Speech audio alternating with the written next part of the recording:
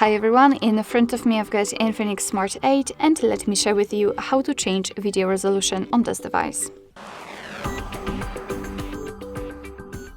So let's start with opening the camera app, and currently we are in the standard photo mode, so let's first of all switch to the video one.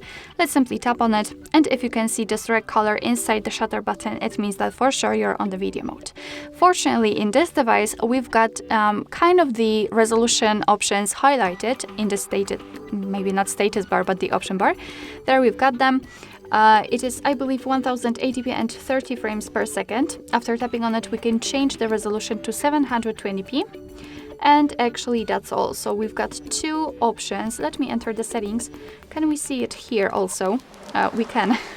So the video quality, and as you can see, the same information. We've got also only two different options. So you can change it there or here. Just tap on the option. And if it is highlighted here, and if you can see it also on this icon, it means that it has been immediately applied, and from now on your device will use the chosen resolution whilst recording a video. Alright, so that will be all. Thank you so much for watching. I hope that this video was helpful, and if it was, please hit the subscribe button and leave the thumbs up.